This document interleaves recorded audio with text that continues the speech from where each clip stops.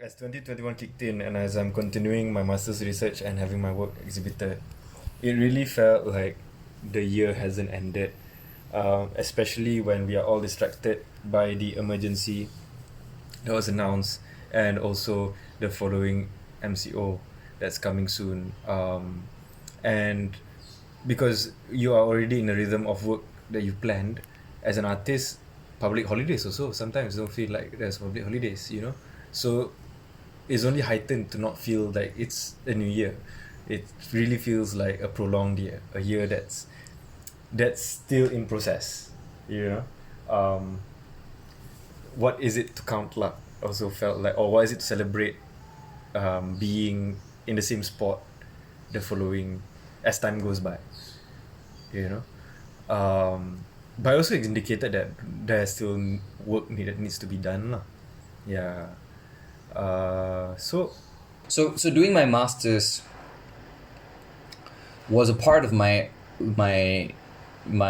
grand like desire to find purpose in my life, not just in terms of ambition, but also like how do I regiment my life? Like, am I a 9 to 5 person? Am I the kind of person who just likes to work with deadlines, but can decide to work at any time I want, kind of person? And being in lockdown made me realize how my sense of discipline can very easily unravel. Like, I'm not that kind of person. Like I have the ability to accept responsibilities, but I'm not the kind of person who can just show up every day. And it took a lot from me to always do that, you know. A point to this is like when we started having Zoom classes. So like there were optional Zoom classes. Nobody had to attend anything, because again the university was on strike, right? So a lot of the classes we were doing were considered like illegal in the context of the student movements, because you know, if you went to classes during a strike, even if it's online, it's still considered like they call it being a scab. You know what I mean? Because you were not complying to the protest, which is like you know, restricting the teaching staff's ability to teach until they got paid well. You know, that's how strikes were supposed to work, right? But if you kept teaching, then you're just exploiting your teacher, etc. But anyway, back to purpose. being lazy is not that bad. Listening to your behaviors will allow you to kind of figure out your harmony, I guess. Because you don't have to be, you know, discredited in office to tell that you work badly. I think you can tell it yourself.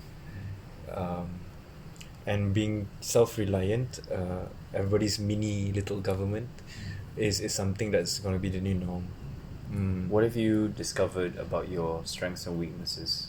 I don't know whether it's weakness. It's literally just like if I step out. So like I would take out the trash and wear like everything, the most protective gear, just to take out the trash if there was not too far away, because I was worried. It was as if the virus was like a meteor, you know, that if it hit me, there would be no time for gestation. I would just immediately die, you know. And there was even a point in my life. So this is gonna escalate. So from having my discipline unravel, I also realized how ready I was to die. You know, because in a more like exaggerated, dramatic fashion, like my bedroom was already a coffin to me. Like I was like calculating the things I had and the things I was gonna achieve, and how it didn't really matter as much, but the things I had did, and now would be a nice time to just.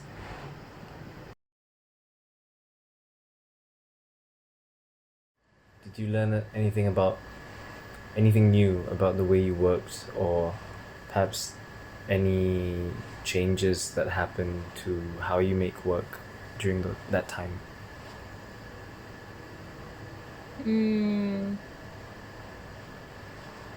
I definitely feel more vulnerable somehow in the way that I express myself creatively, because that was how I learned how to cope during the pandemic. So macam previously I think I did not create a lot of artworks because I wasn't really vulnerable and I wasn't comfortable with letting people know my story to my art. But then like during the pandemic, it just kind of hit me like I actually need people. Because at the first month I was excited, happy as an introvert. I don't have to see people, but then later it dawned on me how human relationship is more than just having company. It's a lot to do with give and take and like push and pull. I don't know if this language is making sense, but how like one person as you can't do anything alone. That's what I learned the most.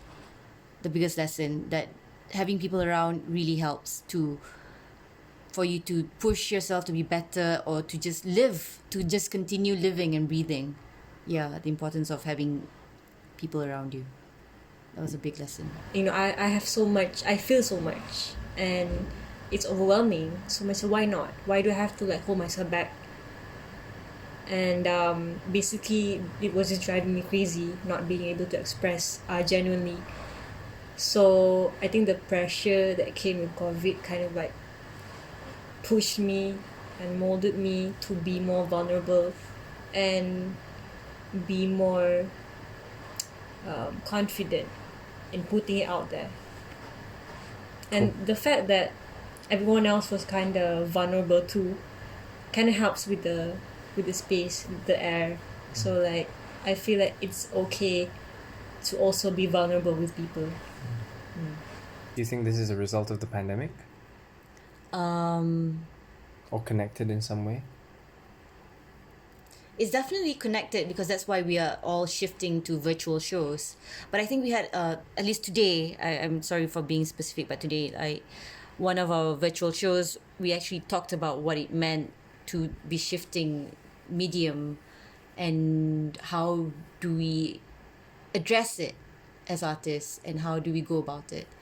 So I guess that part makes me feel like an artist. When we have questions to ask and when we have questions or problems to solve, that's when I feel like an artist. But when I'm just like acting and just following blocking, I don't feel like an artist there. So as an artist right now, I think we're all just trying to figure out what to do with ourselves and with our medium and with our craft, and how do we apply it to still make it relevant somehow. Yes, definitely. Because in the pandemic, I'm like super dwelling in my emotions. And yeah, I kind of, because previously I kind of wanted to be, I kind of want my persona in art to be like this cool, emotionless, just very like cool on the surface kind of thing. But now I'm like, I can't do that because I'm actually very emotional, and that's how I work and that's how I am. So yeah, I think I kind of found my voice in my art, which is vulnerability.